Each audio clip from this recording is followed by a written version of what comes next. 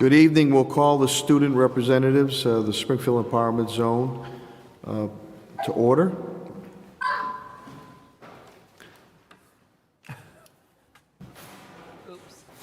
Okay. We're a little sideways on that. We have Kennedy Middle School. There we go. That's okay. That's okay. We have Kennedy Middle School. Would be first Roberto Otero Valentin, 8th grade. It's supported by Associate Principal Matt Sullivan. Is Roberto ready to go? Yeah. Okay. Hey, how you doing, Roberto? Good. The screen is yours.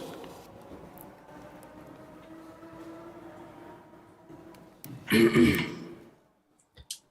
evening, Mayor Sarna, Superintendent Warwick, and honorable members of the school committee.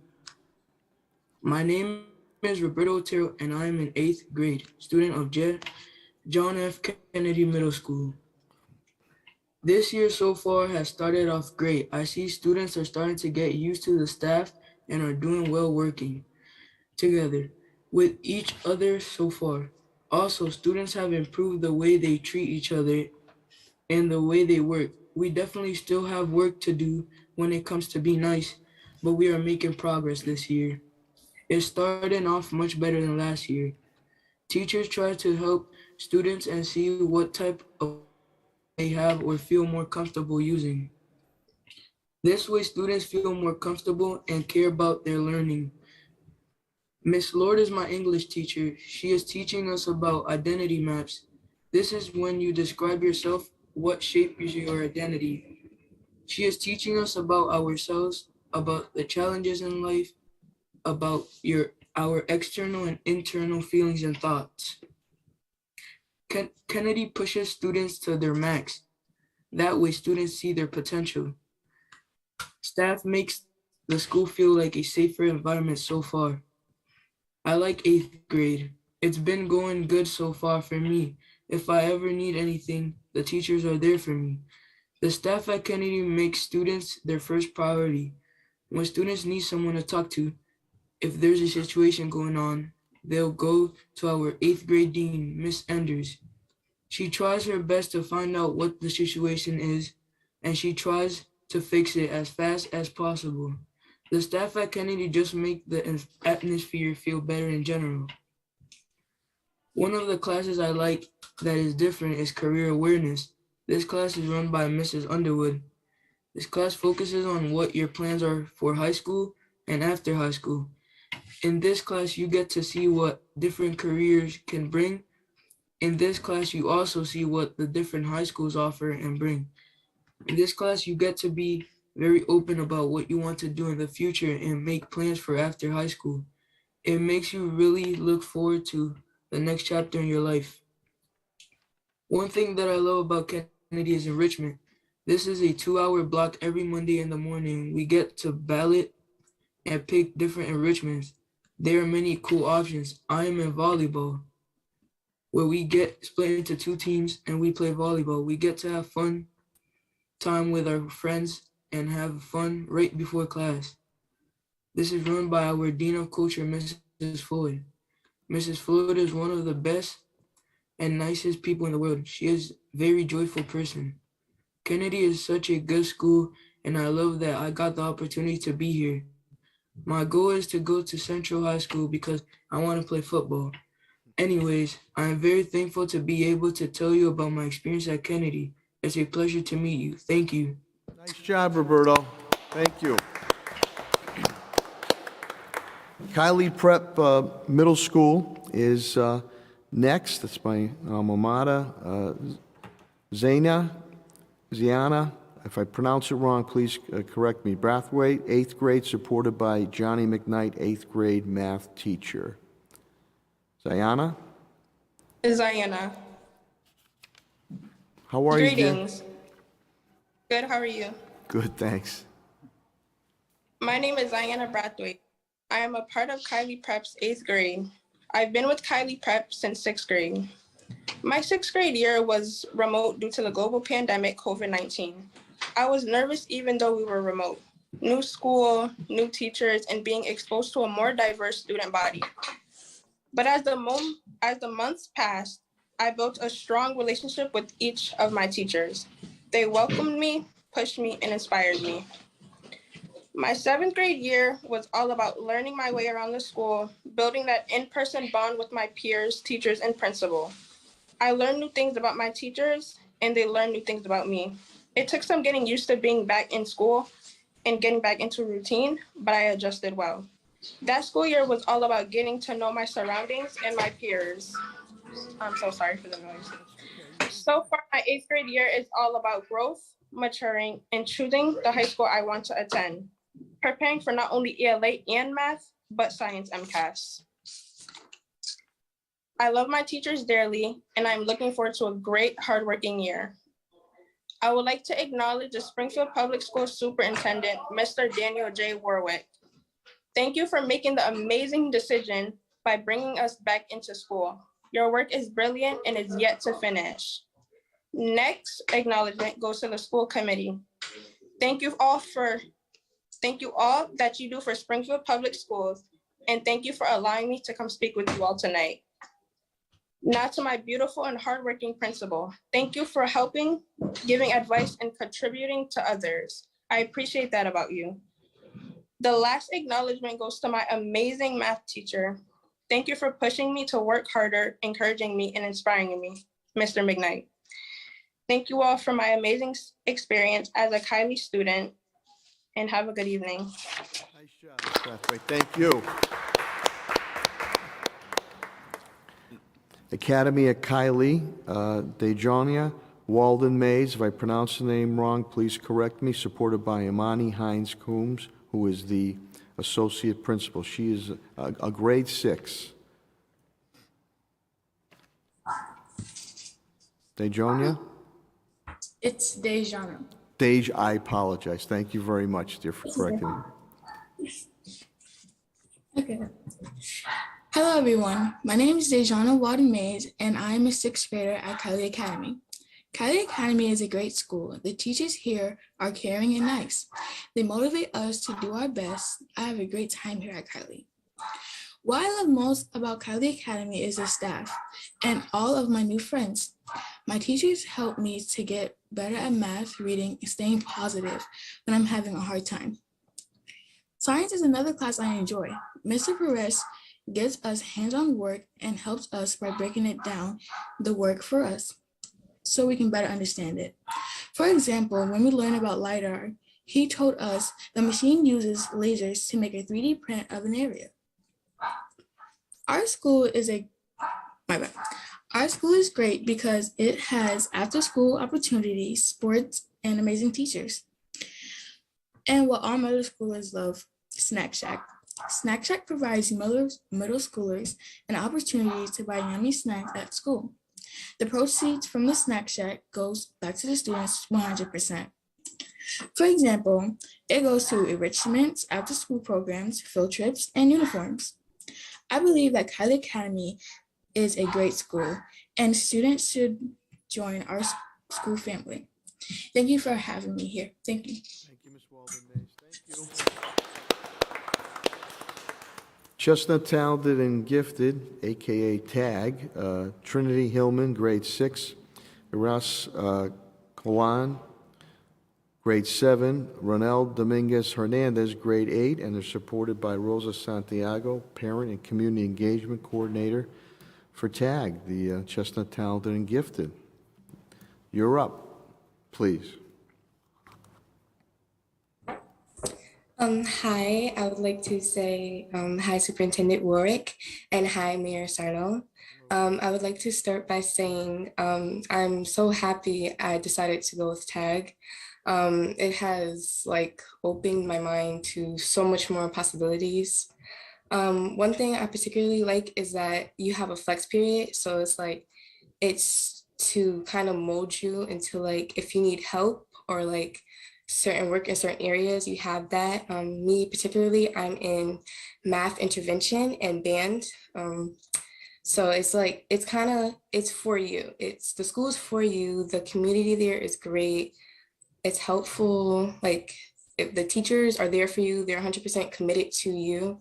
They're there to make your life easier. They motivate you to keep going, pushing through. Yeah, and they do have sports. They start later in the year, but they do have sports there. They are provided with transportation for those that can't get transportation. And the school definitely has diversity. It has a worldwide range of different cultures and cultural enrichment. We do have a lot of classes with cultural enrichment in our flex period. And yeah, I'm definitely excited to further my time in TAG, and I do look forward to the future in TAG. Thank you. Nice job, Trinity. Thank you. Who's up from Chestnut Tag next, please?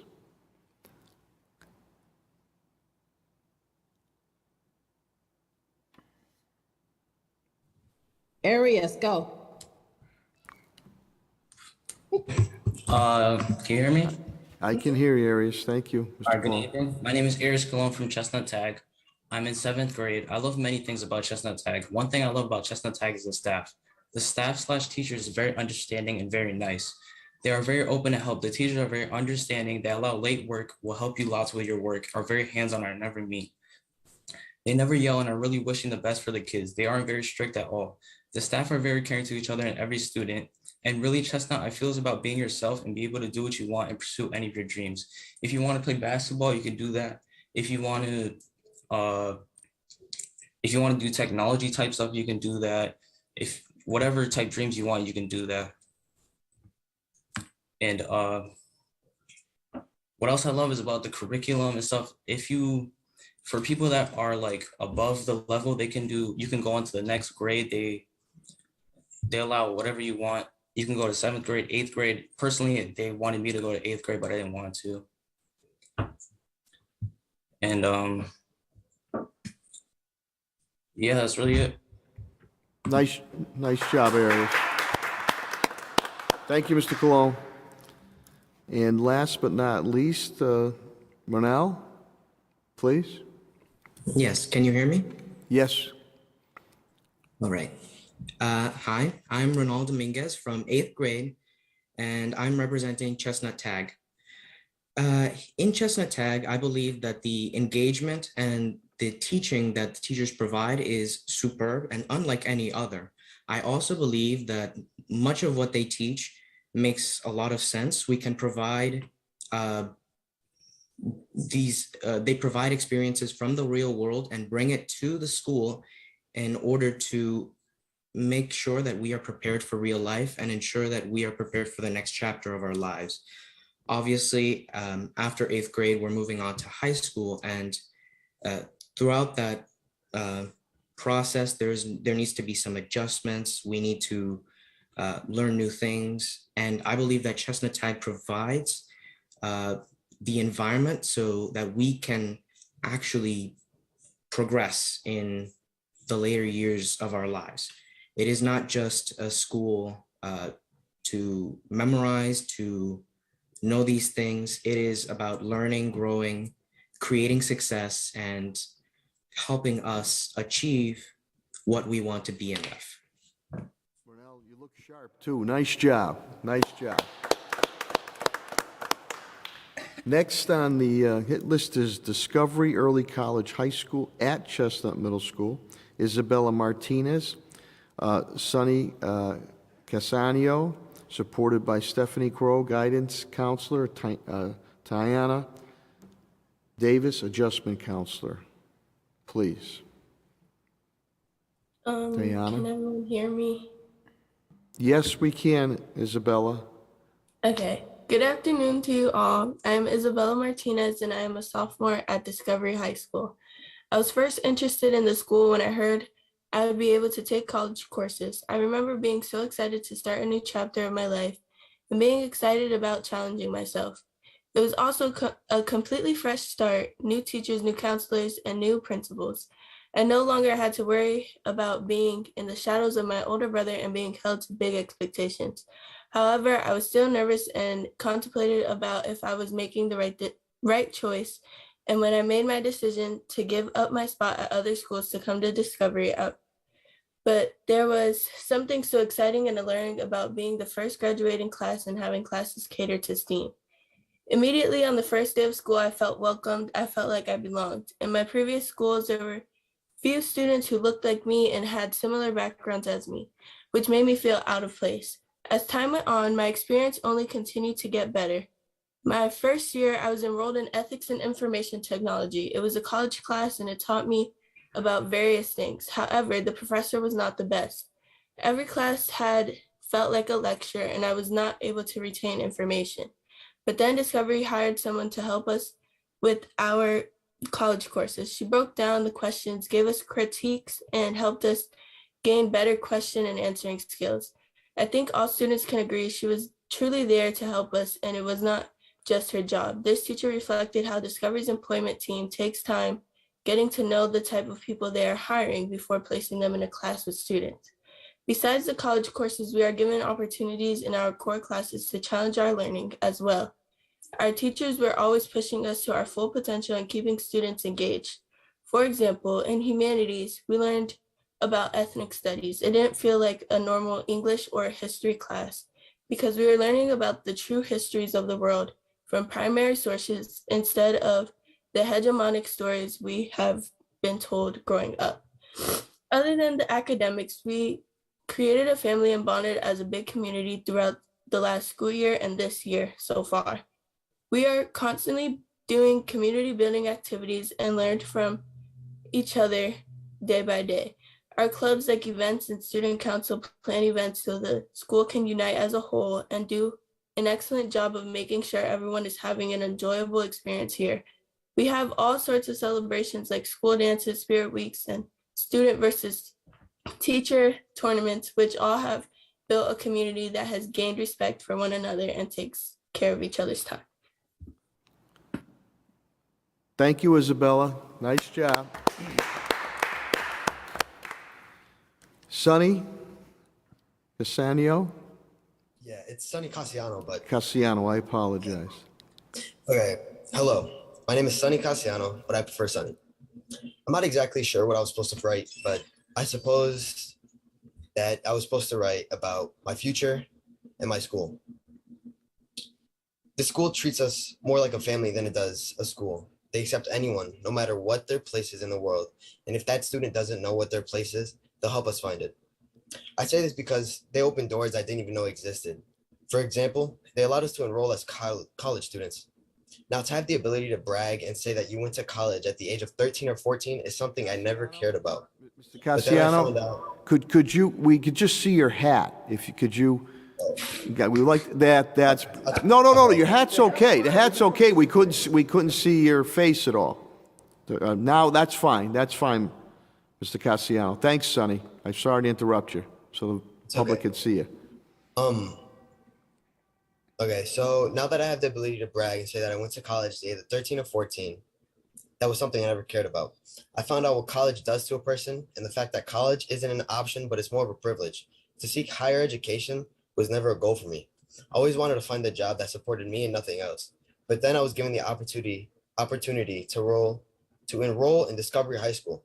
This made me dream of a job that supports more than just me, from creating clothing to owning my own IT business. That opens doors for my future and my future's future. And to have that at the price of commitment is almost too good to be true. Commitment is more than a promise to do something or give something. It is the state of quality of being dedicated and maintaining an attitude of your life and to work extremely hard to support something or someone. Commitment is not only requires full attention, but also requires diversity. A person who processes the quality of commitment should be very responsible and well-rounded. I believe I am a person who represents this unique quality by showing willingness to place service above self, ability to set goals and achieve them, friendliness, helpfulness, and diverse interests, strong ethnic work, confidence, and leadership.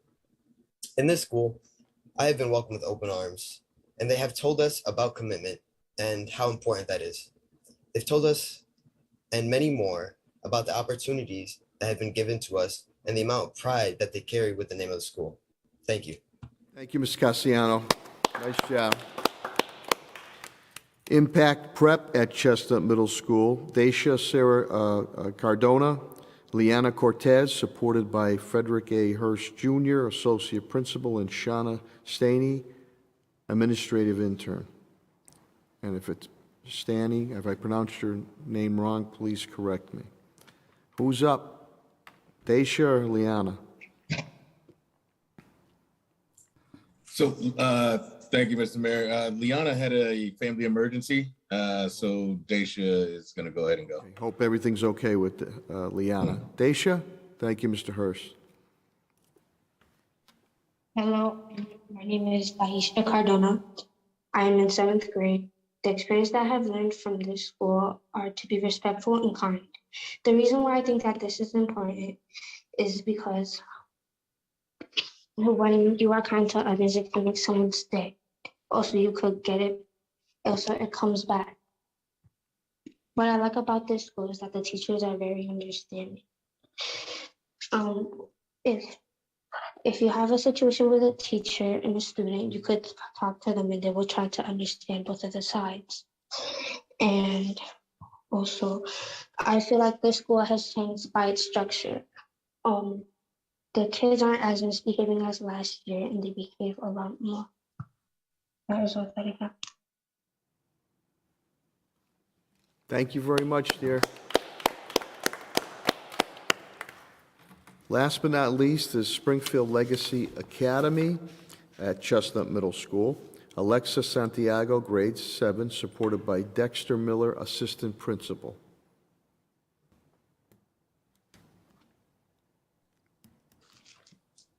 Hey, my name is Alexa Santiago. I'm 12 years old and I'm in 7th grade. I got picked to do this because I was supposed to switch schools and I begged my mom to stay in this school just because I'm already used to the school. I also wanted to stay because I really like the school. This school used to be really bad and they would let kids do whatever they wanted. Once Mr. Hall came, everything got so much better. He used to push all of us just because he knows we are really smart. My favorite thing about the school is the counselors. The counselors take you on a break and they talk to you about your problems. Like you can trust them with everything. I also love the teachers. I also love how the teachers pushes us to do our work, such as keep trying because they know we're smart and we can't give up. This school has 3 floors and the 3rd floor is for the 6th graders. I really like the hallways. They have flags hanging up and they have a board with I think pictures of Hispanic singers. But also my favorite part of the 6th grade hallway is the LGBTQ poster. However, I just really like this school. I like so much things about it. Thanks to Mr. Hall, Mr. Rosario, Mr. Rivera, Mr. Miller, and Mr. Byrne that helped the school change and helped it get better. I'm grateful for all my 6th grade teachers and my 7th grade teachers that helped me throughout the year. Alexa, nice job and cool room, too. Nice job. Yeah, you like that? Yeah. That concludes our student representative speak out and update from the Springfield Empowerment Zone program that we have. Great job, everybody. Good health and continued success. We'll just go into a couple minutes recess before our regularly scheduled meeting starts. Thank you.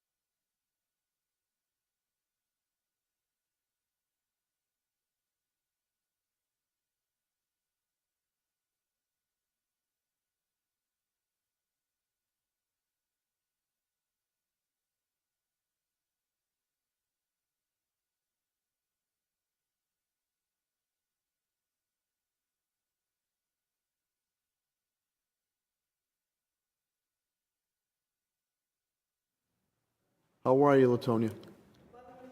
Good, thanks.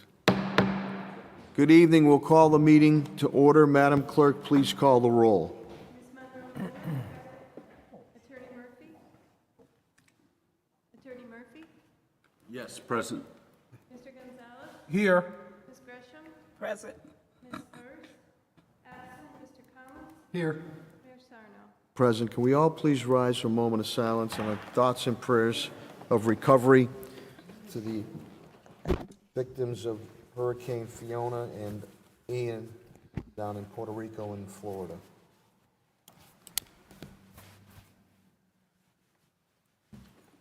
I pledge allegiance to the flag of the United States of America and to the republic for which it stands, one nation, under God, indivisible, with liberty and justice for all. Thank you very much, and big shout out again to Focus Springfield and Brendan Josue are here tonight. Thank you for continuing to facilitate these meetings for the public, and also want to give a shout out, I think the superintendent will probably speak about it too, to Central High football. They did one hell of a job playing against that national power, and we're ahead at halftime. We were at the ball game, and they knew they were in a game, St. John's from Washington, D.C. So to Coach Watson and Principal Tokars and the players, you're not only becoming a regional power, a national power, excelling on and off the field. But with that, Madam Clerk, could you also, for the record, School Committee Woman Hurst is here now. Thank you very much. We'll now move to approval of the minutes for September 15th, 2022, School Committee regular session. Any questions or comments? Hearing none, is there a motion? Motion by Vice Chair Collins, or second? Second. Second by Attorney Murphy. Roll call vote is required. Madam Clerk, please call the roll. Ms. Monroe-Naylor? Yes. Attorney Murphy? Yes. Mr. Gonzalez? Yes. Ms. Gresham? Yes. Ms. Hurst? Yes. Mr. Collins? Yes. And Mayor Sarno? Yes, board of sufficient votes, the matter passes. Thank you. Voting items. A, to approve Central High School field trip request for October 15th through the 16th, 2022 for the boys cross-country competition at Barnstable County Fairgrounds in Hyannis, Mass, with overnight stay in Orleans, Mass. Superintendent Warwick, please. Thank you, Mayor. Principal Tokars and Josh Rice, our cross-country coach, are with us. Maybe they could give us a brief overview of what the trip is about. It's actually for a meet. And there's a informational piece in your packet on it. I mean, I'm prepared to make a motion, Mayor, if that makes it If easy.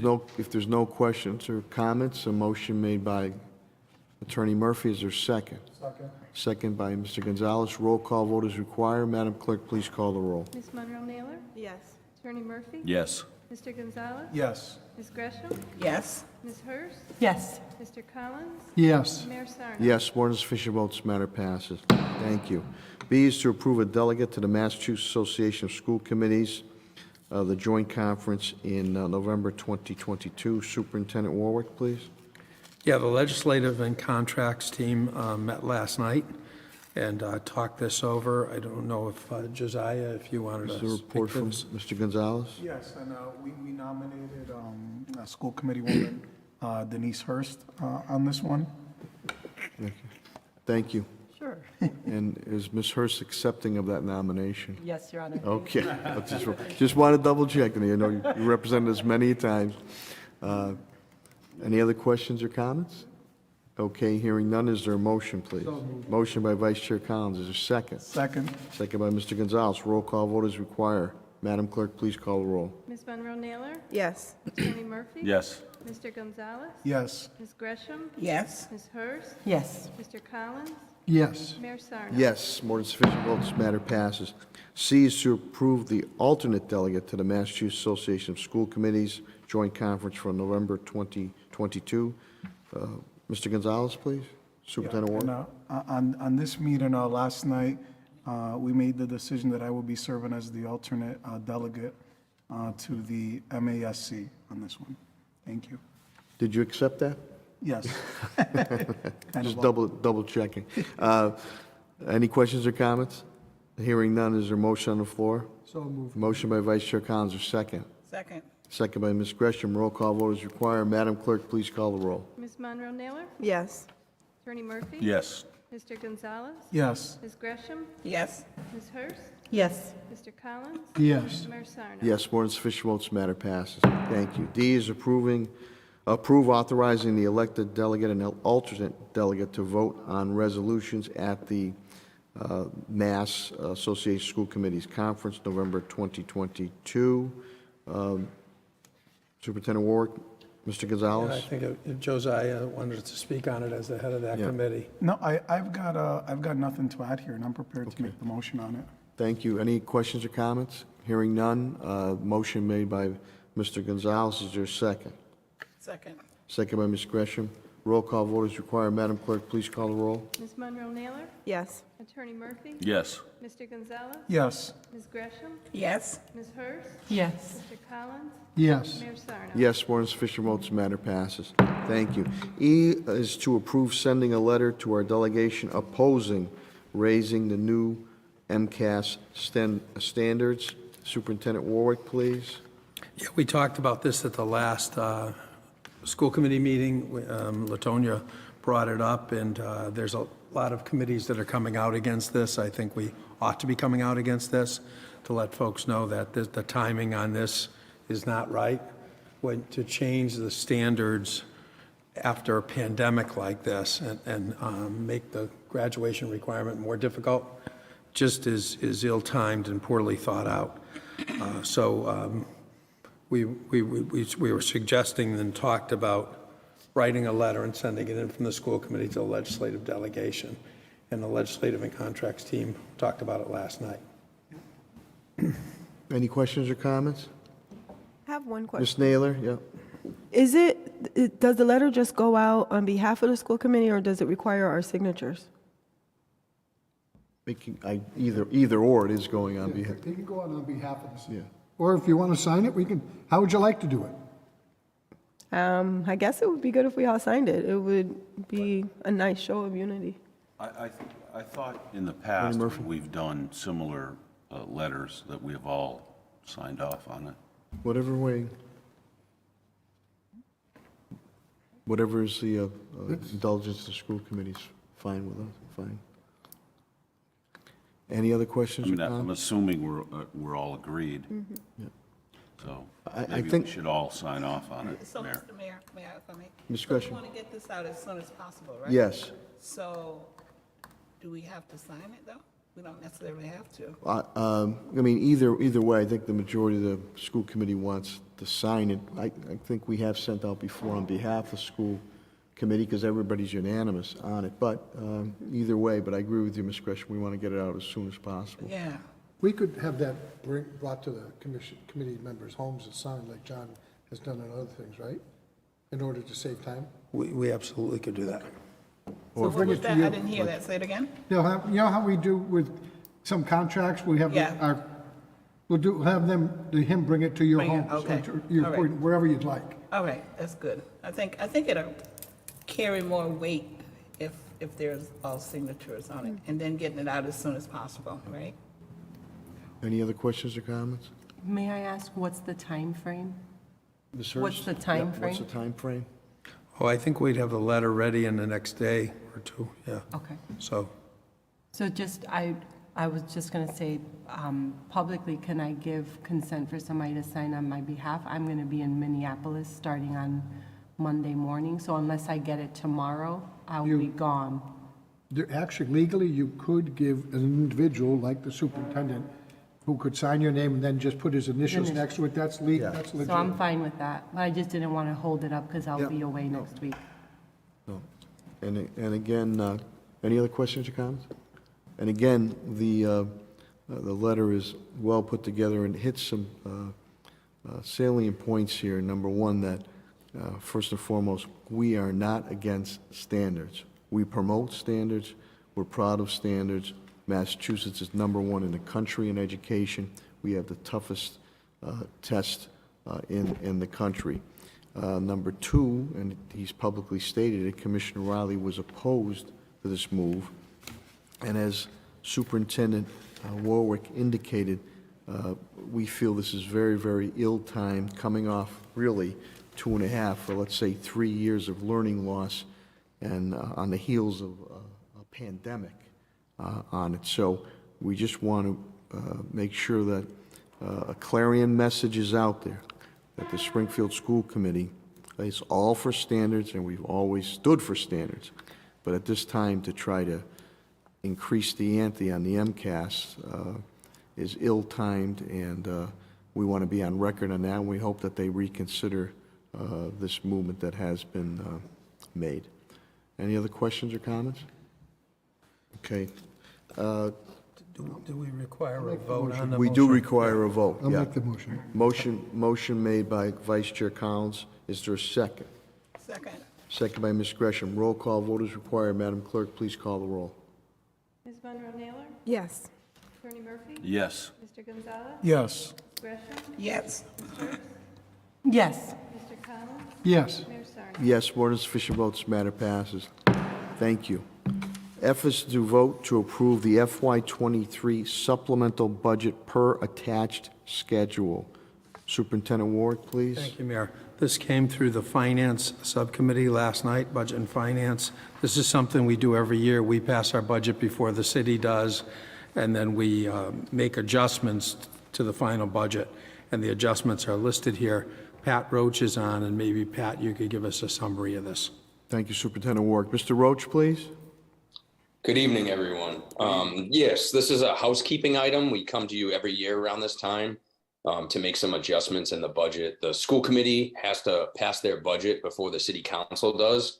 And in probably about the past 5 years, the state's been after that. So the city passed a different budget than what the school committee had voted on. And then the state passed a budget above that as well. And overall, it added about 2.29262 to the budget. So $2,829,262 additional dollars. So we just want to make some adjustments to a few accounts and put that money in.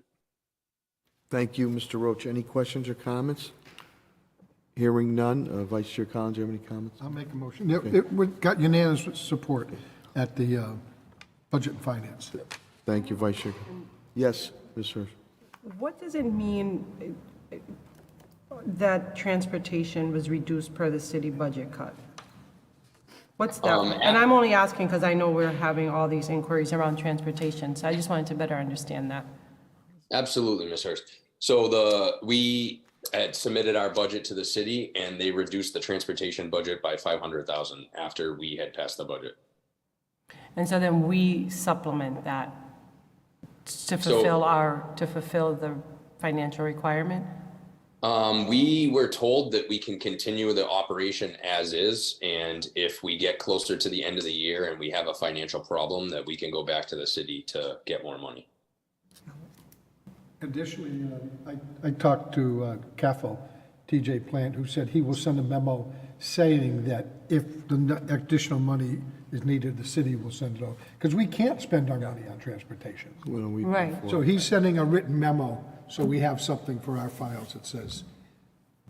I know that comes up many times before the city council on when they're looking at the budget about I don't blame you transportation for costs. asking the question, because it makes no sense to cut transportation. But if it is needed, we'll put it across. I'll put it across. Yep. Thank you for the question, Ms. Hurst, and clarification, Mr. Roach. Any other questions or comments? I make a motion, we approve the supplemental budget. Motion made by Vice Chair Collins. Is there a second, please? Second.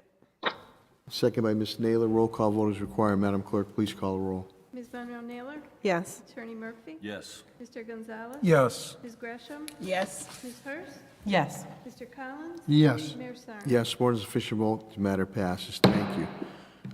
G is to approve appropriation for carryover funds in the amount of $6,650,335.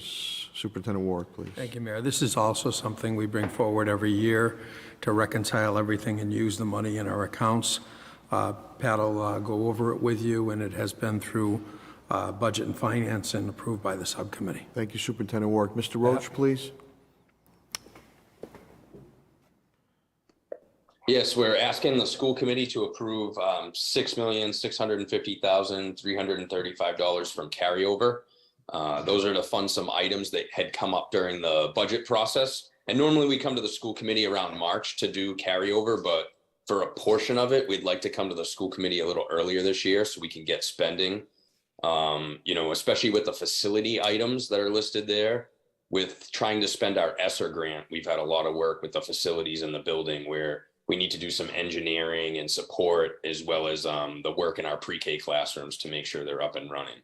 So we're coming a little earlier this year for a portion of the money so that we can start spending a little earlier. Thank you, Mr. Roach. I'm happy to answer any questions. Any questions or comments of Mr. Roach or Superintendent Warwick? Mr. Gonzalez. So this funding's already allocated, the 6 million that you just mentioned, Mr. Roach? So we have received that money from the city and we would like to allocate it to these specific line items for spending. Okay, but have we allocated all of it already, or is that something that's gonna happen afterwards? Oh, good question. So the carryover we haven't fully identified the number yet. The city is still closing their books, but we actually believe it to be pretty high this year, about 19 million. So we're requesting about 6.6 of that 19 million. Okay. Fronting of the money. Thank you.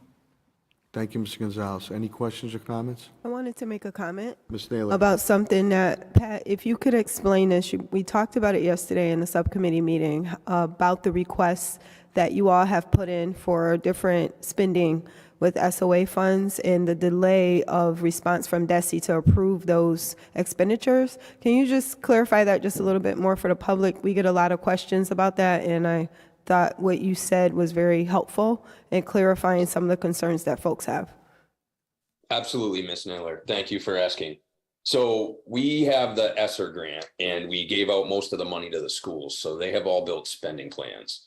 So an example is a lot of our schools have chosen to do playgrounds. So the way the process works is, it took a while for DESI to approve our application. We've given the money to the schools. We get the spending plans back from the schools, and a lot of the elementary schools have playgrounds listed. We then have to individually submit these projects back to the state for approval. They want every capital project to be individually approved. So we've been sending them to the state, and they've actually been holding up and rejecting some of our requests, such as playgrounds. They most recently told us that our request for playgrounds is too high, and that it seems like they're not happy with our number. So even though we received the spending plan from the school months ago, and we've submitted to the state about a month ago, we're learning now that they're basically denying our request. So we need to go back and do more work, but it's very much delaying the process on spending ESSER funds. And that was just one example. There's been quite a bit of this from the state on each one of these projects we're submitting to them. They're taking a little bit and then they're coming back with more questions or rejecting, or not really even outright rejecting, but telling us we can't do it as is and we need to go back to the drawing board. Thank you. I have a question. Mayor, if I might Yes, follow up Attorney Murphy. a little bit. Mr. Roach, thank you. Thank you. I had And- Attorney Murphy, then I'll go to I'm Ms. sorry. Gresham. Sorry. No, Attorney Murphy, go please, ahead. Please. Okay, Ms. Gresham. Oh, thank you, Pete. So on a human resource, it says safety, and then the item is cameras update. And it says replace unsupported security cameras. Can you expand on that a little bit? What cameras are they going to be updating? Absolutely, Ms. Gresham. So we've been updating most of our cameras in the district, but we still have a portion of our security cameras that are analog, and we need to go to digital because the software no longer supports the analog cameras. So everything else is fine, the infrastructure is fine, but we want to just replace those cameras with the new updated digital cameras so that everything works fine. All right, can you let us know which ones are going from analog to digital? Sure, I will follow up on that. Okay, thank you. Thank you, Ms. Gresham. Attorney Murphy, if Ms. Gresham's done. Oh, just very briefly, Mr. Roach. So are playgrounds covered by the ESSA money? If you know. So per the federal guidance, playgrounds are absolutely covered by it. So we were expecting the playgrounds to be approved. However, DESI came back and they said the cost of the playgrounds we are submitting seems too high to them, and they want us to reevaluate. And the reason they seem high is because the playgrounds that we have designed include full site work so that they have the soft surfaces and they're ADA compliant.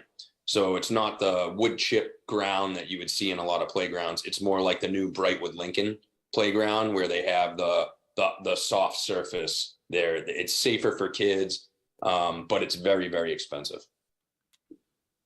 Okay, so I mean, we have to work with the state, obviously, and we need to make that happen, but most of our educators are asking for more playground space for our children. Is that fair to say? As one of the expenditures. Yeah, I mean, outdoor classroom space, because a lot of the use of these funds were for COVID, and anything that gets the kids outside and in the fresh air is considered a very strong use of the funds. Outdoor classrooms, playgrounds, those are all very good uses of the funds. All right. Thanks very much, Mr. Roach. Thank you, Mr. Roach. Pat, again, yeah, exactly right. Basis of COVID and being able to recreate out there in the playground. And again, as Attorney Murphy indicated, we have to work with the state, but we also have to caution them. They're going through it too. The cost of materials, supplies, and the delays in getting that increase cost. And as Attorney Murphy indicated, this is what the administration of those schools requested on it. So hopefully we can work through that. Any other questions or comments? Just some comments, Mr. Mayor. Vice Chair Collins. More for the public. People might wonder, why are there carryover funds and what is a carryover fund?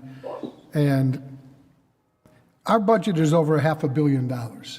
And we're doing our budget like in February through April, predicting the next year.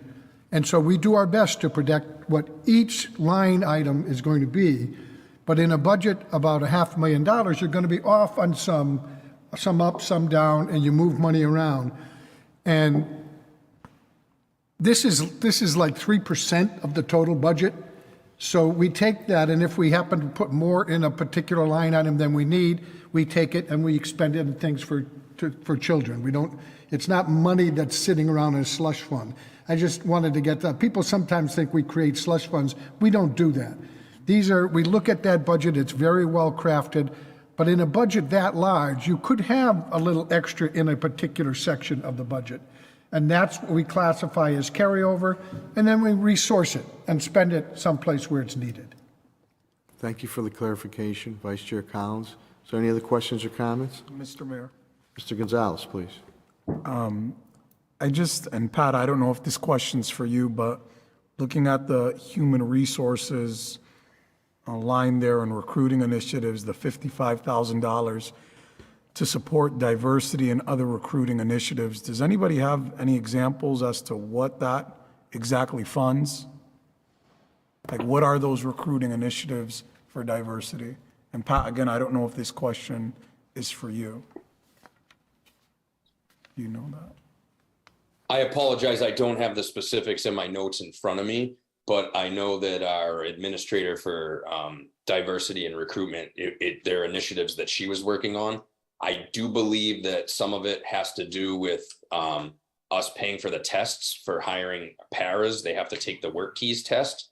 And so we're opening it up to Springfield residents. We're going to pay for any Springfield resident that's willing to apply for a job for us. We're going to do it, pay for their work keys test for them. And I know that that was one of the initiatives. And I believe the other one was to supplement the grant and pay for MTEL tests for some of the paras that then want to become teachers. And I believe that those are two pieces of that. Okay, thank you. Thank you, Mr. Gunn. Thank you, Pat and Superintendent. I know that was discussed. We didn't want to form any barriers where a para, somebody could not get in to become a para and/or a para going up the next rung of the ladder, becoming a teacher for the amount of money that at that point in time they might not have. So that's good. Thank you for the question, Mr. Gonzalez. Any other questions or comments? Hearing none, is there a motion on the floor?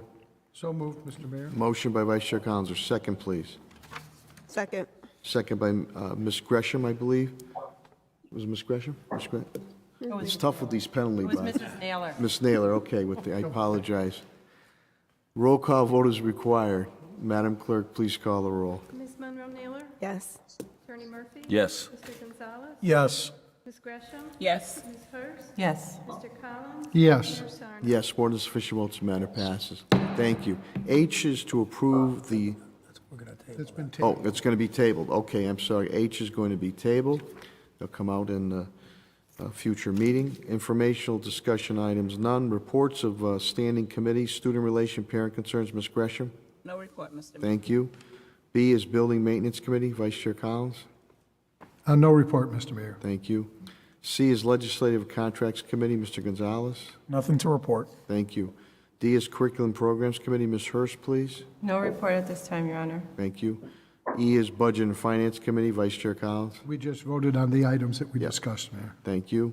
F is Vocational Education Committee, Attorney report, Murphy. G is Tech, matter of fact, on that, big shout out to Putnam Vocational Technical Academy, named one of the most outstanding Voc Tech school with Worcester Tech in Massachusetts. So the Principal George Johnson and everybody, just fantastic.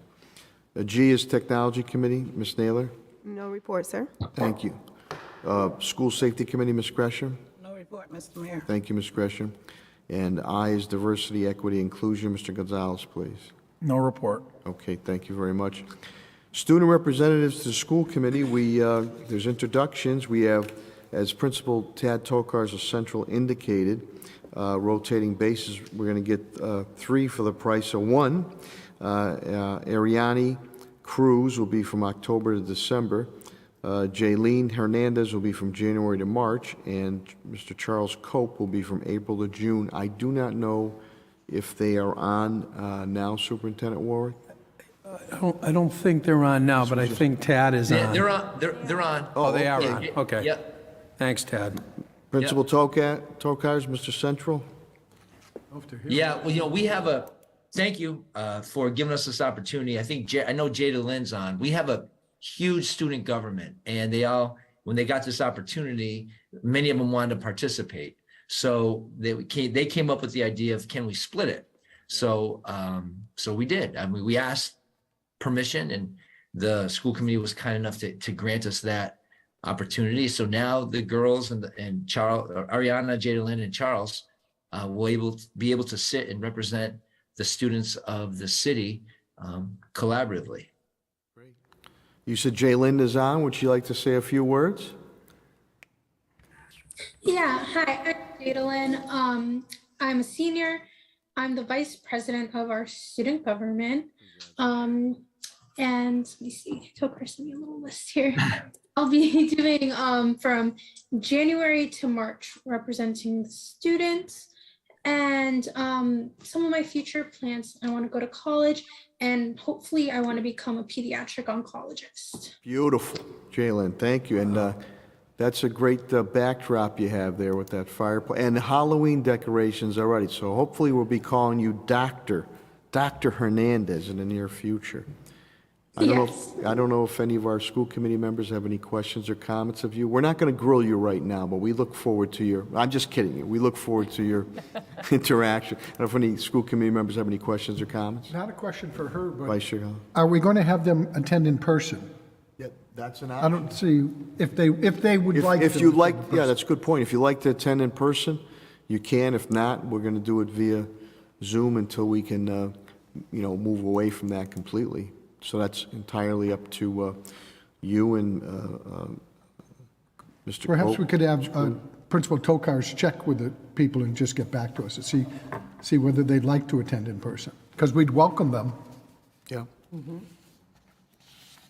Are any of your tri-classmates there at all, or student body? Charles, Ariani, or at all? No? So, you did one hell of a job tonight, Representative. We appreciate that, and we look forward to having you on board. Principal Tokars, any parting words? No, I just want to thank all 3 of them, and Jada Lynn's a big part. We have homecoming week this week, so we've had events all 4 days, and tomorrow we culminate with our pep rally and our football game. So we're really excited, proud of her. She's taken a huge interest in student in student life and activities and building our culture. So she's going to be a great ambassador for us and for the students of the city. Principal Tokars, I don't know if you were on earlier, maybe you were, but kudos to you and Coach Watson and the football team. I know Superintendent Warwick and I with her, school committee woman Hurst was there, and City Councilor Justin Hurst.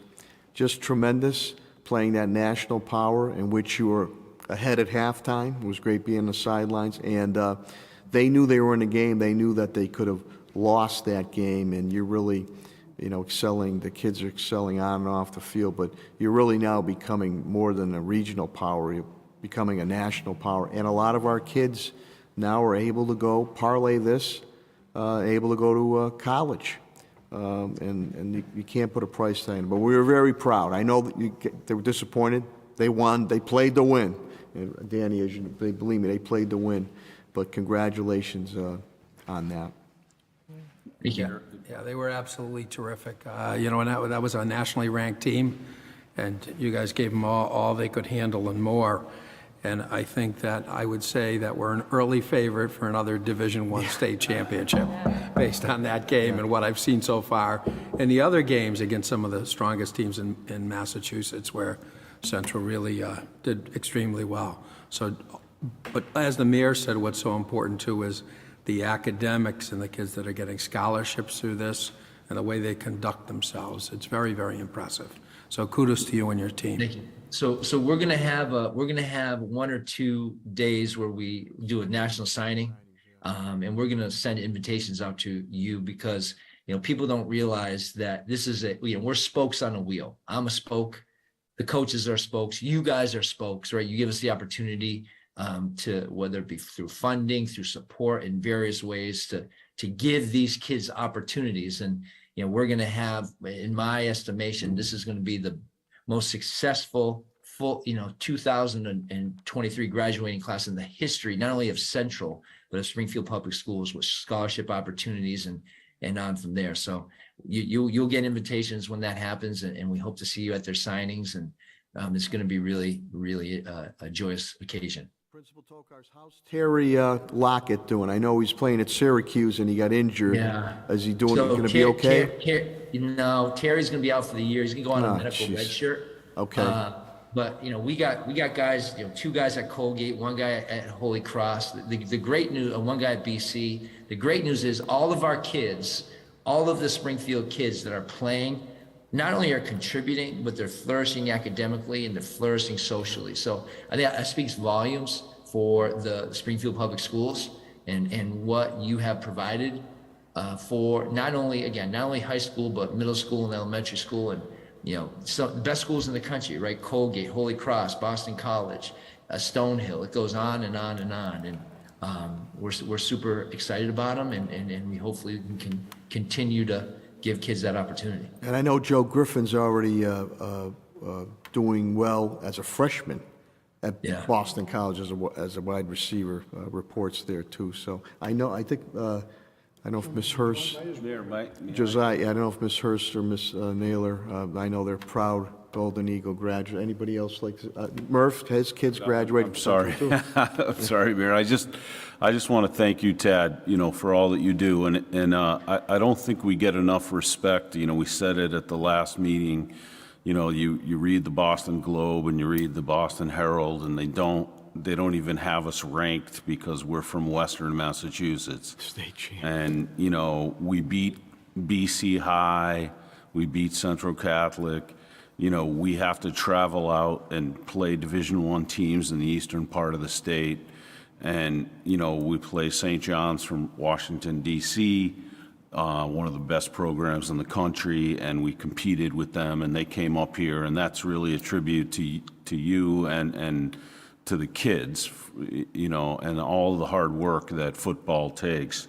And, you just went through it, Syracuse, BC, Nebraska, Colgate, Maine, Holy Cross. I mean, these are elite institutions, and our kids are not just excelling at football, but also in academics, and it is a path for them. It helps. It helps. So I'm incredibly grateful. I'm hopeful my kid is going to try out for the team next year. I knew there was going to be a segue on that, Murph. So, and as you know, my oldest went to Central too, and so I just think it's great what the kids and the coaches and you have accomplished at Central, and thank you. Thank you. Thank you. And it's not just the schools they're going to, it's the schools that wanted them. You had Harvard, you had Yale, you had Notre Dame, you had Ohio, you had all these large name schools with phenomenal programs looking for these kids. They have to choose, but it's just. If you take a look at our processes and procedures, right? You guys taught us that, how to, it is as good as you're going to find in the country with our recruiting coordinators and so on and so forth. So every day during live period, we have, Maryland coming in, South Carolina, Harvard, Yale, Columbia. I mean, we have guys at Columbia. We have 2 kids at Columbia, Dartmouth. I mean, it's insane. And our kids are successful there. They play, they competitive. They're great student athletes. And now they want more of our kids. And it just gives everybody else an opportunity. You had Syracuse, because we were standing right by them when we were on the sideline. Right. Syracuse guys were there at the ball game Saturday afternoon, too. On it. So, and you know what? West Point. One thing I'll say, at one of the games we went to, Danny and Craig, I think it was a number of years ago when the first time we were going down to Gillette Stadium. We went down to Gillette. I'll never forget, Danny, I think the superintendent made a comment. They had, instead of Springfield Central, they had Springfield Cathedral on the scoreboard. And then after we won that game, they'll remember who it is. It's Springfield Central. I'll never forget that. It's Springfield Cathedral. Yeah, so come a long way. Thank you. I don't know if there's any other questions or comments. I was just going to say thank you, Mr. Mayor. I was going to say to Chris's point, the fact that some of these kids have to choose between Harvard, Yale, and BC. I walked away from that game with my youngest son to the car, and what I was thinking about was the fact that they even have the opportunity to have a choice, and that whether they go off to play professionally or not, the education that they're going to get and what they do with it is going to impact generations to come. Like, it is going to change their family's life's circumstances. And I think that is really what resonated with me, was like the long-term impact that this has for their families and for us as a city. And we've yet to see it. We haven't seen it come to fruition, but we will, right? Because 4 years is not that far away. And I just think it's amazing. And whatever it is that we're doing, we need to figure out how to continue to replicate it and share it, amongst the other high schools too. Yeah, and it's not just football. I mean, we have something special tomorrow, with our girls basketball and track, and so it's football gets the headlines because of that's just the nature of the sport. But if you take a look at soccer, and we have coaches there, Keith Worthy's son, and so many others that are getting these opportunities. That Tommy Guy's son at Williams. I mean, it's as a resident of Springfield, I'm proud of what's happening in the Springfield Public Schools, and hope, again, just a spoke on the wheel, as obviously you guys are. So just enjoy it. You had the kids, it was mentioned tonight on the Empowerment Zone Speak Out. One young man, I want to go to Central because I want to play football. When we were at the ball game, there was young kids there. They want to go to Central, but the ball players now have to realize that they're role models now. Yeah. Because the younger kids look up to them, saying, I want to be like them, excelling on and off the field. So, that's quite a testament, Tad, to you and your rest of your school. I just want to leave with this because I know it's getting late, but people think that this success comes easily. These kids are in the weight room all year round. During COVID, they were lifting at 4:30 in the morning before class time. In gyms that were open by themselves. They were given, our strength and conditioning coach gave them programs. I mean, it is nonstop. They lift at 5:30 in the morning during the summer. You know, the weight room that we were able to afford with the help of the school committee and Pat and Mikey. And I mean, it's just, I mean, they earn it, right? It's sweat equity, and they see the process. And these other kids, when they come in, they got to follow in their footsteps in order to get the opportunities. It doesn't come easy. Any Can I other ask a questions? question? Yes, Ms. Neal. So I definitely echo the sentiments of everyone here, Tad. And my only question to you is, as you all are coaching the students, are you encouraging them to seek academic scholarships in lieu of athletic scholarships, or in some dynamic where if something did happen where they were injured, that they still would have the opportunity to complete out their education? Because I know that has happened to a couple of students where they received the athletic scholarships and something happened, they can't play, and now they can't afford to stay at the school.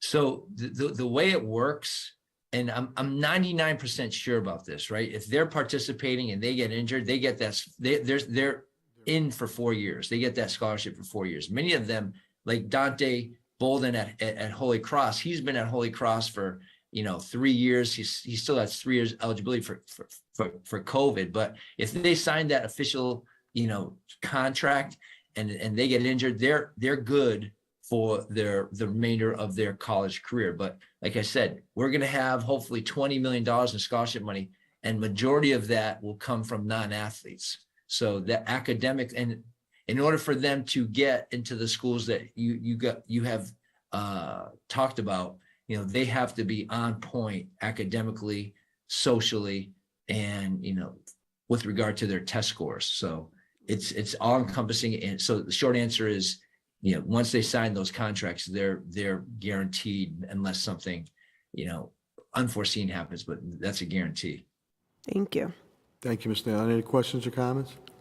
Tad and team, the whole crew up there and staff, great work, and we wish you continued success. Thank you. Thank you. Thanks, Ted.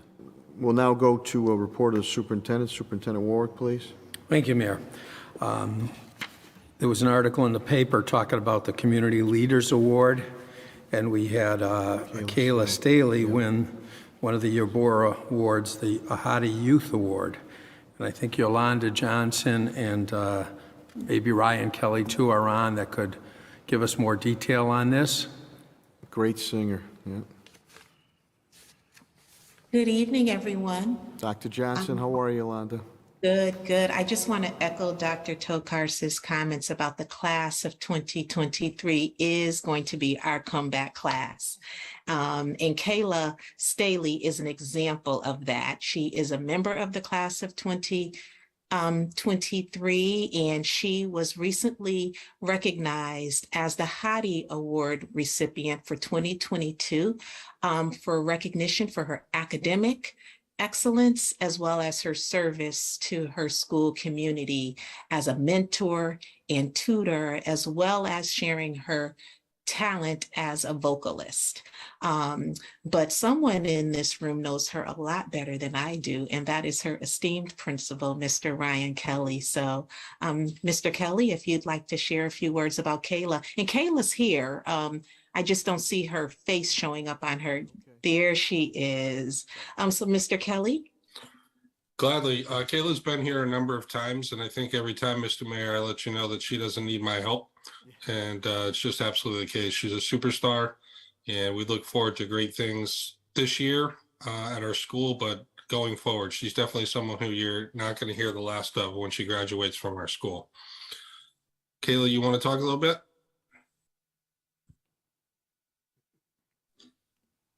Hi, good evening. Hi, Kayla. Yes, I agree with what you guys were talking about, saying that this year is going to be a really great year. I feel like that too as well. And I feel like, especially for my class and for me, I feel like a lot of new doors are opening up, and I'm really excited. I was glad that I was invited to attend this meeting. Kayla, can you tell them a little bit about the people that you met today and you hung out with at school, and what that opportunity might lead for you? Oh yes. So my vocal teacher, he invited first he invited John Sakata, but he wasn't able to come because he's playing at the Big E tonight, I think. So in place of him, his band came, and the people who played with him, they played for like all kinds of Latin American artists, and we were able to jam with them. And he asked me and two others, my classmates, to perform, and that was really good. Like I was like, what? It was really a great opportunity for me and my other classmates, because usually you don't get to do stuff like that here. Like stuff like that it's a great opportunity, because it's something that I've never had the chance to do, and since coming to this school it really has. Like I feel like it will help me, because I sung for both of them, and they liked it, and it made me feel like, oh wow, like this is serious, you know what I'm saying? And it made me feel really excited. I feel like stuff like that really helps add on to my experience from here, you know, and it pushes me a bit forward in my life, you know, and the things that I want to do. One of the great questions one of the students asked the two Grammy winners was, what opened doors for you? And maybe 10 or 15 years from now, Kayla will be talking to a classroom full of kids and say that my door got opened at school when I met the bassist and the manager for John Sakata, and they remembered how good I was when I sang for them, and they invited me. So hopefully we'll get to have that story in a few years. Hopefully. Yeah, really, I really do. And that school is the Conservatory of the Arts with Principal Mr. Sacker, Mr. Principal Kelly, and Kayla. It's always great to see you, and always great to hear you sing too. We're very, very proud of you, and very bright future ahead of you. I don't any questions or comments from our school committee members? I was just wondering, Mr. Mayor, if she'd like to share something with us of her vocal talent this evening. I want to hear what this is all about. In other words, Mr. Gonzalez is saying to you, Kayla, sing us a song. How about a couple of song lines there? How's that? Nothing like putting you on the spot, huh? Okay, I'll sing something.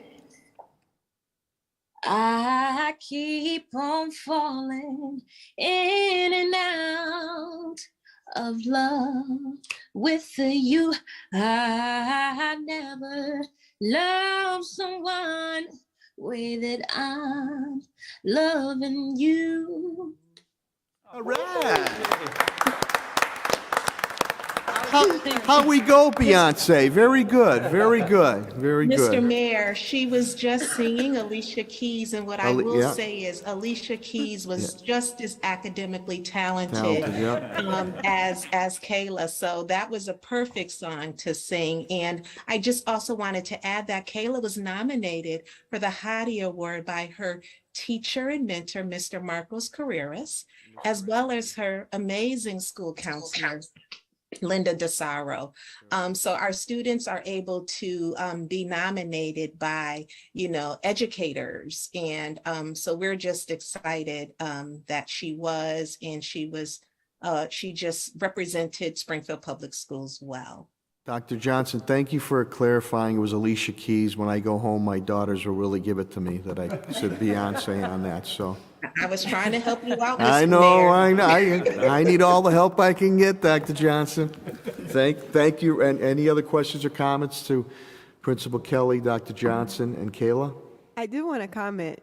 I remembered her singing at the graduation for the summer school, and Miss Hurst and I were sitting there. We're like, "Oh my God, this girl's voice is amazing!" So when I saw the picture, I already knew who she was because I remembered her voice. So I really am happy for you, Kayla, and I know that you have very quickly going to achieve some things because you are very talented and you're super intelligent as well, and that is a very good combination to be beautiful, intelligent, and talented. That's right. Thank you. Thank you. Yeah, congratulations, Kayla. We're proud of you. And congratulations to Dr. and Mrs. Cutting, too, who won the Abora Award on it. So congrats. Superintendent Warwick? Thank you, Mayor. There was some great articles in the paper. We got a really good article on our Portrait of a Graduate kickoff. I think the team did a great job on that. Jose Escribano helped us put it together. Denise spoke and did a great job. But I think a lot of community members really came out and were excited about how they can get involved and start giving our kids the internships and the opportunities we've been talking about. So I think a lot of excitement was generated, and it was a really good kickoff. Superintendent Moore, can I just say, you had the former superintendent, I believe, of Lynn. Yep. That is part of the Bar Foundation, and he said it himself, and I said in my remarks, you know, he said it, because we always look to Springfield, because they're always cutting edge on the lead on stuff that they're doing. And he said it, not Sarno, not Warwick, this and that, but he said it, so I want to just point that out. On that. Yeah, Bar's been a partner from the beginning. We've had 3 grants from the Bar Foundation to support it. The last one for $650,000, but the total is $1,125,000 for the Portrait of a Grad initiative. So Bar is a very high-level philanthropic organization, and they support things they believe in, and they really believe in what's going on here. And Pat Tutwiler now works for him and came out, and he was a colleague in Lynn. And that was very exciting. 2 good articles on Putnam, on the turnaround at Putnam over the years. At one time, Putnam was a struggling school. And over the years, Putnam cited for a remarkable turnaround as the performance increased rapidly. It told the story of it. And a great editorial also on how important vocational schools are and how far Putnam has come over the years. So I thought that was very exciting. School visits, I'm continuing to get out to the schools. I think it's important to get out there and see how things are going. And I've made 23 visits to 20 different schools, and very kudos to our staff. They're working very hard, and our schools look like they did pre-pandemic. Very focused and really doing a great job. And I'm very, very proud of everyone there. Looking at our data, the attendance so far this year is 91.9% for students. So we're not where we were pre-pandemic, but we're climbing back towards that, and up 1.5% up in that regard. MCAS update, the state released the MCAS today. We're going to do a detailed report for you when we've had time to digest the complete situation with MCAS. What the state reported was that the math scores are up over last year. Springfield's were also up. Science was up a little over last year. Springfield's were also up. And ELA statewide has slipped a little bit since the pandemic. And if we compare all the numbers back to 19, we still haven't fully recovered from the pandemic. But I don't think anyone would have thought we'd have had that recovery by then. So our results really mirrored the trends at the state level, but we're going to do a detailed summary for you. But that's a quick piece to it. I think it's a credit to the staff and the students that we've already started making improvements, and that recovery is starting. And the commissioner, when he reported, he talked about literacy takes longer to rebound, and some of our kids missed those key literacy skills during the pandemic that were harder to do virtually, and the writing piece in ELA. So we're hoping that ELA rebound will start taking hold next year, but we're working on those things. And like I said, we'll have a comprehensive report for you on that. Preschool update, we're up over 1,900 preschool kids. We had 1,300 last year. About 10 years ago, we probably had 1,100. So that's full day preschool. So the enrollments are up beyond our wildest expectation. Programs have grown. We actually spoke at Holy Cross College to a panel from across the state about different issues from the governor's office, and we're recognized for the preschool initiative and how far we've come, and that's going very well. A lot of the students who are coming into preschool are needier than some of the kids that were in the past, but these kids, don't forget, during COVID, hadn't had the social exposure, some of the academic exposure they've had in the past. Our enrollments are so robust right now, we're going to put a pause on new enrollments starting next week and take a breath. We'll still be doing the special ed enrollments, but we have to to make sure we can accommodate and keep opening classes. So we're going to start putting students on a wait list. We'll continue to take our special ed students in, which is required by law. And then as we can open more new classes, we will. We opened 30 new classes this year, and we're going to need more. And as you know, by law, any student identified as special ed, 3 and 4 year olds, as soon as they're identified, we have to place them right away. So we have to pause to make sure we have enough seats to continue to perform that obligation. But we're going to continue to work on the expansion, and but it's been a tremendous success. And as you go around to those classes, remember we have those classes now in every one of our elementary schools. So every neighborhood has preschool opportunity in their neighborhood school, as well as the 3 pre-K centers. So that's been a big success. Staff has done a great job, and we're working hard, and that's why you saw the efforts with the Human Resources Division recruiting 30 new teachers this year with the issues with the Great Resignation and hiring has been a challenge, but we're moving in the right direction there. Pat Roach is on with a transportation update for the school committee. We had a little glitch getting the middle school, late school buses going, and Pat's working on that, and he's going to give you an overall update relative to transportation. Pat? Yes, just wanted to give an overall update on transportation. I know that there's been some calls in, and there was an issue with the late buses the other day.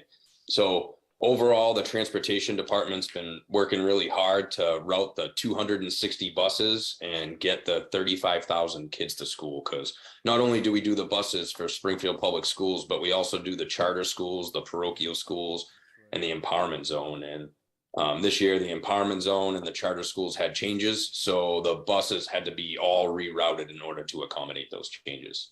So this year, while not perfect, happened to be the least amount of phone calls I think we received in central office with issues with the buses. There were some issues with the Chestnut buses, but those have all been resolved. With the late buses, the calls that came in, and I know Miss Naylor, I think, or Miss Hurst, one of you had reached out about that. What happened is all of our buses are full at 3:30 doing the elementary kids. So we're going to do the late buses. We're going to do them a little later. We're going to have them available at 4:45. So we'll still have late buses. They just won't be the same time as they were in prior years. And let's see. So after school sports, same thing. We're reaching out to a private company in order to accommodate the buses for the after school sports. And we're looking to have that resolved any day now. We talked with First Student to check in on their drivers. First Student is fully staffed. They hired a lot of drivers this summer, and they're fully staffed. They have had some challenges with call outs. The COVID thing is still an issue on the buses with bus drivers. Bus monitors and crossing guards. For bus monitors, we have 71 bus monitors, and we have 61 civilian crossing guards and 81 custodial crossing guards. So altogether, we have 142 crossing guards out there. And with both bus monitors and crossing guards, we'd love to hire more. So if anybody knows anybody looking for a job as a bus monitor or crossing guard, please send them along. We've been hitting the recruiting fairs and advertising online. And we'd really love to hire some more if there's anybody out there who knows anybody. And that's all for my update.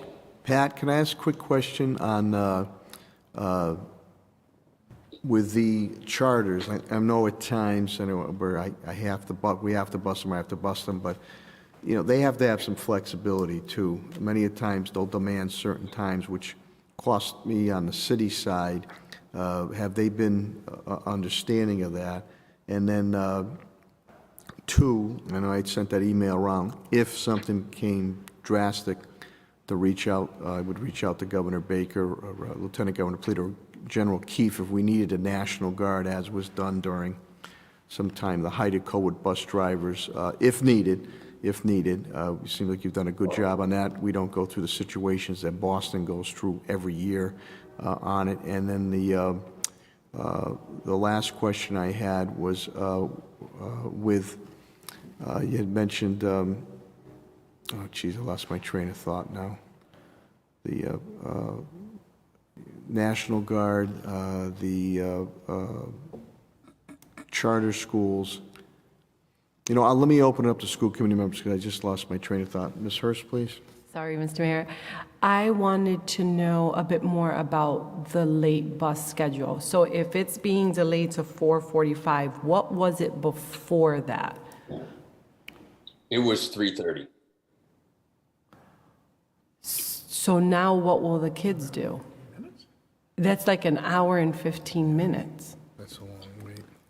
So what happened was on Monday, we learned that Monday was the day they were supposed to go into action, and we learned that the late buses weren't available, that they didn't have any drivers at 3:30. So we worked with the bus company, and what happens is at 3:30, they're still doing all of the elementary routes.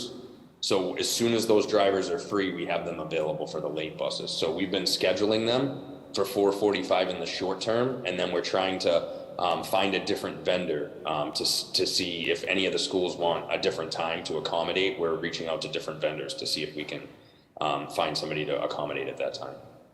So what happens to the students? Are they in programs? Like, I guess I'm wondering, like, what's the ripple effect of that hour and 15 minutes So, for both students and staff? So all of our middle schools actually dismiss at different times because a lot of the empowerment zone schools have extra time. They go an extra 45 minutes to an hour each day. So some of our empowerment zone schools actually get out later. So if they're not getting out till 3:50 or 3:20 or something like that, actually a 4:30 late bus probably fits the normal schedule. Some of our other schools that get out on time, we're going to have to try to get something sooner for them unless the activities are going on longer or they can provide more activities. That's what we're working on. Because I'm thinking about my child who gets dismissed at 2:25, right? So like if he needed to stay for tutoring, then that means, so that's fine if they're gonna have something for them to do. They'd have to come up with something, but Yeah. Pat's got his team working school by school because every school has a different schedule and different activities. So we're going to try to meet the need with our rolling stock that we have and then enhance it to meet the needs for the earlier with a different company if we have to. We're trying I think to some of the schools appreciated the longer time and other schools would prefer the shorter time. So we're working with each school individually to see how to best accommodate them. Ms. Hurst's point's well taken, though. If it's a structured, that's fine. And the other thing Well, that's... it would have to be structured and supervised, Okay. absolutely. That's what we're working with school on, yeah. We have been doing CDL training because, it's just a great resignation now to try to get more drivers across. Businesses need the CDL. So Chief Development Officer Tim Sheen, shop, we've been doing CDL training too because hopefully that'll be beneficial on it.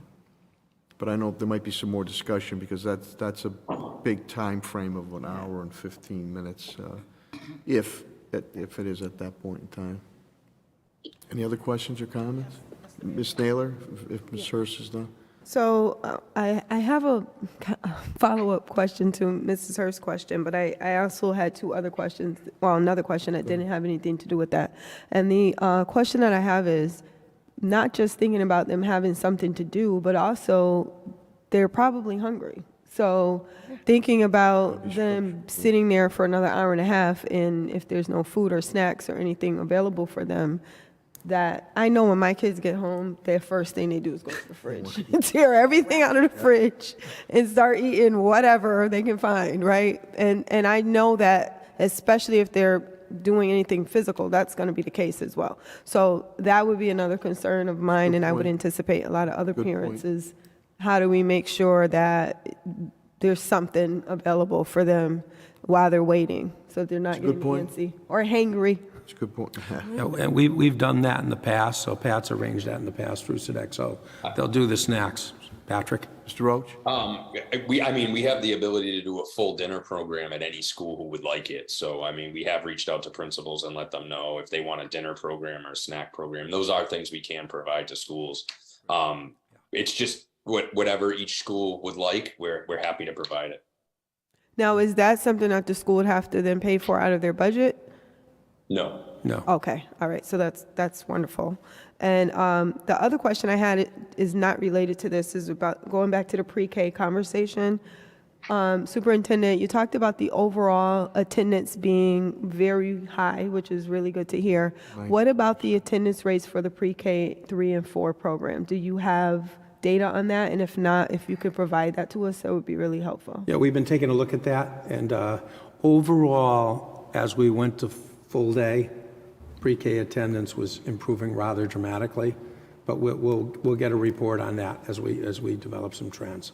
Yeah, and I think about it because I know I reached out to you a few weeks ago. There was a parent who's like, well, my kid can't go every day. My kid can only go 2 days a week or something like that. And so I'm wondering if, not saying people are not sending their kids, for bad reasons, That's but a very good structure point. reasons No. or whatever. We're taking a look at it because for our peer partners, if someone's not showing, we do have a protocol where we contact the family, and we've got to give that seat to someone else, so we take kids in off the wait list. So if someone only wanted to go 2 days a week, and now that we're going to have a constriction relative to seats, we'd have to say it's got to be a full day seat, and we'd have to take someone in off the wait list. Oh. But we're going to take a look at the folks that aren't showing regularly, reach out, try to talk them into showing regularly, have several reach outs, get the counselors out there and follow up with them. But then if it's not a fit for them, we would go off the wait list and put more kids in. But that's something we're taking a very close look at. Okay, thank you. Thank you, Ms. Naylor. Any other questions or comments? Question, Mr. Superintendent, Attorney Murphy? Say something Sure. briefly, Mayor. First of all, thank you, Mr. Warwick. I think the pre-K program is something that we've worked on 2,000 for kids, it's fantastic. 10 or 12 years, and it's a game changer for our children. And, there's some kinks that will need to be worked out, but certainly I think it's good for our kids to have full day pre-K with a teacher and the structure, and it's great for I think for a lot of our parents, even though it sometimes is a challenge. But one thing I also wanted to ask about was, and I did talk to you about this, the immigrant. If there has been an influx in our immigrant population, we talked about Haitians, Venezuelans, Afghans, and of course we just had the hurricane in Puerto Rico, and that we had an influx after Maria I think we took more Puerto Rican kids than any other community in the Commonwealth. So I'm just wondering if how is that going, and are we prepared? Yeah. No, it's a great question, and I probably should have mentioned it earlier, actually. So far, there hasn't been much of a migration from Puerto Rico. I'm not sure people can get out yet because of the flights and everything else. Yeah. So we're anticipating getting some like we did in the past, and we're gearing up for that. We have the staff ready to deal with that. And we're going to be working with the community agencies as we have in the past to help those families as we have in the past. I do think we're going to get some Puerto Rican families. We have 2 so far that were actually up here visiting and then didn't go back and stayed. So we've already taken them in. But I do expect that influx to start when transportation becomes a little more available. For our other groups, it's been pretty much, we get a little bit of an influx from everywhere. Very few Haitians. We're getting some more South Americans, but no big influx yet. But we're ready to accommodate that, and we've taken in families from everywhere, and are equipped and ready to do it. As you know, I just think that it's our job to make sure that these children get an education wherever they come from. I completely agree. And that we're prepared. Yep. There was a sort of a stunt at Martha's Vineyard, and that wasn't, in my view, we should take responsibility for our migrant population and others. But we need to be ready, and we need to have a plan, and I hope that we work together to do that. We are ready. I've been on with Lourdes about it, and we're ready, and we've been on with some community folks as well, so that we're equipped. But we've been through it several times, so we have experience, and we're going to be able to handle that. and we have the ELL programs we need to serve the kids, so we'll be ready to go on that. We're working at the conduit again with the New North Citizens Council on it, and on the federal level with Congressman Neil Ritchie, and then we're in contact with Governor Baker too. The difference here is that the Hurricane Maria was a Category 4. This was Category 1, which is still difficult because they're still reeling and trying to recover on it. I think the power, Josiah probably knows better than I do, the power is starting to come back on, though they have to. I mean, there was a speaker at the Hispanic Library from Puerto Rico that $32 billion was sent down there from Hurricane Maria specifically for the electrical grid. He stated that only $1 billion has been spent, so the work has to be done there. But a lot of the people that their heart is they want to stay on the island. We'll be prepared. I don't know if we're going to face that influx, but just on Hurricane Maria, great story, and she's in my office now, Genesis Velez Roque, who came here from Hurricane Maria, and 4 or 5 years ago put herself through school, worked hard, did customer service stuff. We had her down in collector treasurers, and she shined down there, and now, I mean, that's one hell of a story. Now she's in the mayor's office as an assistant and aide. So, we'll be prepared either way. I don't know, Josiah, maybe you know better, because we're using New North as the conduit. Maria Perez, our former colleague, and the Rosa Espinoza.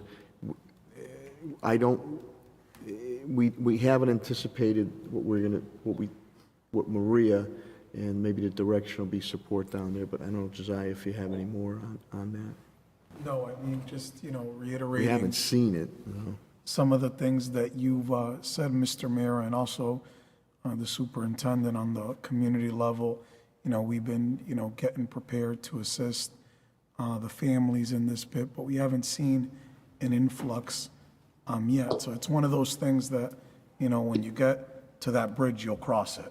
But you just try to make all the preparations need be, and we appreciate the school district doing their part, and that's one of the things we brought up in a press conference with Hispanic and Latino leaders, understanding that the schools, folks usually come over, got to get their kids enrolled in school, and there's a language barrier there. So we appreciate the superintendent and his staff doing their piece there. But again, we haven't seen anything yet. Just make all the preparations need be on the community level, and when you get to that bridge, you cross it. So thank you. And we have the booklet that we had put together that all the avenues, if needed, and we were prepared to go. And I think we said phase 1 was money was needed, the donations, and then phase 2 would be if we did get that influx, then gathering everybody back together as we did with Hurricane Maria. But again, we're thinking of our brothers and sisters in Puerto Rico as we are with Hurricane Ian down in Florida too, the Cat 4 that I saw some things. Fort Myers completely devastated on it. Across the state, we might be getting them in Florida. Yeah. And we're also going to meet with some folks from the North Citizens Council on it to help get ready and make sure it's a community-wide effort. So we're working on it. Any questions, Superintendent's report? I have a. Oh, I'm sorry, Ms. Gresham. Pat, do we know how many bus drivers have left since September, the beginning of the school year? Because I'm not aware of any bus drivers who have left. I talked with the operations manager from First Student on Tuesday. Myself and Deb Duncan had a call with him, and he said that they're fully staffed. He said that they do have some drivers out on leave of absence, that, a couple people with cancer and some things that happened, but that they have all the bus drivers plus the 10% spare bus drivers. So they're supposed to have a surplus, like substitute bus drivers. And he said they have all the drivers and substitute drivers per the contract, but that they do have some out on leave of absence, and that they had some issues with call-outs this year. Yeah. Do they get benefits? Oh, yes. My understanding is that it's a pretty, it pays pretty well. It's pretty lucrative. The first. Yeah. Okay. And do some of them have to double up their runs? We're triple tiering.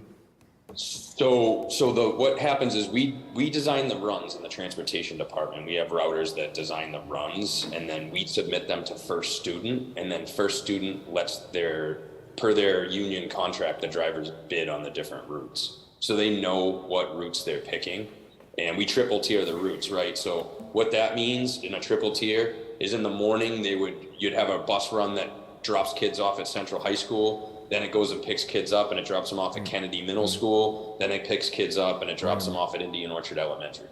So with that one bus does 3 routes. And the bus driver would know what that route is when they're bidding on it. All right, thank you. Thank you, Ms. Gresham. So is Ms. Sears? Sorry, thank you, Mayor. So is the issue with the late buses for the middle schools, is it that it's not necessarily that First Student doesn't have the number of drivers necessary, it's that the timing of the dismissal of schools impacts the buses getting to finishing their elementary route and getting back to the middle schools on time? What's the issue if they're staffed up? I believe we have 126 big buses. And so what it is at 3:30 is our elementary school dismissal. So 126 big buses are assigned a 3:30 time slot. So they are already working on an elementary school bus route at 3:30. And I say elementary, there's charter schools, there's other stuff going on at that time as well. So as a charter school adds multiple routes, right, it takes up more buses during that time slot. So at the 3:30 time slot this year, there's no extra equipment available, like equipment and driver at 3:30. So once the driver's done with that route, they're available to come do the late buses, which is a little later this year. It's like 4:30, 4:45. You know, we did try, Ms. Hurst, we did try to pursue some legislation in the legislature. You know, we want to help I'm obligated to bus the charters. There are kids, I get that, but some at times, Superintendent Ward will tell you, were demanded times, and that costs money. And we tried to push some legislation that, hey, you put your money where your mouth is. Let's half and half pay.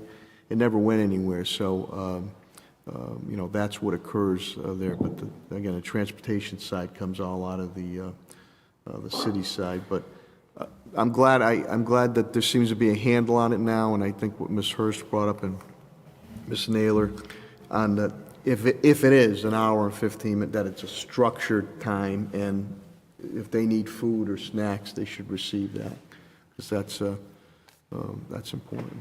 Ms. Hurst, Yeah, if we could just continue to get updated, that would be really helpful, because it's definitely an issue, and we definitely have gotten phone calls about it. And it just would be helpful to be able to know what is happening. Like, are they being fed? Are they being supervised? And what, if any, will there be an impact on staff? Because that's an extension of their day, right? Well, it could be staff, or they could be engaged in programs where they've hired providers to come in to provide the programs. So it'll be a combination, so staff would have to be paid for their time. But like some of the middle schools get out later, so a 4:30, if you're getting out at 3:30 or 3:40 or 3:50, 4:45 is, you know, it's only an hour. So we're going to have to work it school by school, but we'll make sure that there's supervision and a program and snacks and food available for everyone. And we'll keep working the routes to accommodate as much as we can. But, you know, it's a tight time frame relative to, you know, when you're recruiting staff, we've seen it at every level across the economy. A big part of the workshop I was on today was the workforce development, because there's not enough people in the workforce. And we were talking about preschool as part of workforce development, right? If you open more preschools and you provide more services, then some working folks can get back into the economy, but we're short in the economy at every level with the workforce, and that's what's happening with the buses too. And because of COVID, we're getting the call-outs, and the call-outs then put them short for certain days. So, it's a tough environment we're working in, but we're going to keep working every problem. And as you see problems, just let us know, and we'll follow up on them and get them corrected. But we're working it. We're doing starting in October, we're doing walk-in Wednesdays here. So you can't find people to work. And then JA, Junior Achievement, just taped it to all our students. Career fairs are being done, letting them know, that not only we believe in you, you can do, but in this there's great opportunities for careers, education, financial, health, trades. You work hard and you do well, you can walk right into a field on that. So, we're trying all different. We're trying every kind of way we can to try to fill all the gaps, like everyone else. Everyone's struggling with this. But one neat program at Putnam is now we have one program for early childhood at Putnam. We're also going to open one at SciTech. But those kids from the Putnam program are now getting their co-op in our preschools and helping the preschools. And they've been doing a great job. So just trying to find creative ways. Then we can take them from the co-op to a para job, put them in the pipeline, and actually get them their degree in the evening and put them into teaching jobs. So thinking creatively how to put people into the pipeline for work, but some of those things are helping us. I just want on the superintendent's report, speaking of pipeline, I want to thank Governor Baker on getting his ARPA funds out. I wish the state legislature would move on their $5 billion of ARPA funds that are desperately needed, and everybody seems to be sent Springfield's way, but that air ventilation money is going to come in very, very handy. We already moved on our own with city money to retrofit and do all our buildings above the ASHRAE standards and the new schools that we have built too. But this, I think, gives the school committee, Superintendent Ward, we discussed it, the leeway. Some of the buildings that need air filtration leads it to make it a little bit easier to get them AC, air conditioning too, on that. So we're very grateful to the governor in releasing that money. And I again urge the state legislature to start releasing the $5 billion they have to supplement or leverage the money that we put out through the city of Springfield on it, because that would be very, very helpful. But so that might be some relief to our schools that we have yet to be able to. I think if we can improve those Univent systems and redo those like we are, it's going to position us well, because we have some systems that are end of life. So between the ESSER money and this new money from the governor, we're going to continue to work systems and improve those systems. Any other questions or comments, Superintendent's report? I have a general Yes, question. Ms. Naylor. With the pipeline program, I know that we have relationships with like Springfield College, Elms, Westfield State, really great programs for not only the children that you were talking about, but also folks that just graduate from the district. Do we have, or do you know if those programs are available to folks who don't graduate but end up with a high set?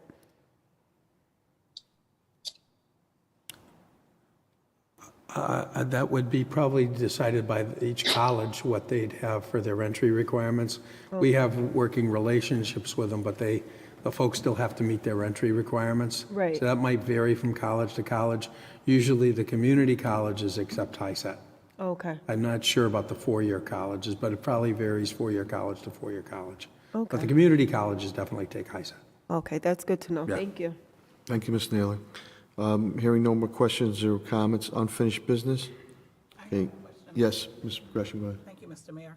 So we didn't get the data on the number of paras that have received their licenses to teach as teachers.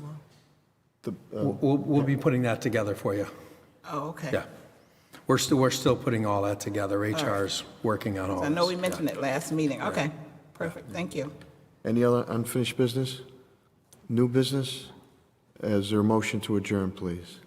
Motion by Vice Chair Collins. Is there a second? Second. Second by Ms. Hurst. Roll call vote is required. Madam Clerk, please call the roll. Ms. Monroe-Naylor? Yes. Attorney Murphy? Yes. Mr. Gonzalez? Yes. Ms. Gresham? Yes. Ms. Hurst? Yes. Mr. Collins? Yes. Mayor Sari? Yes, more than sufficient vote. This matter passes. Good evening, and thank you for watching, and good health to you and your family.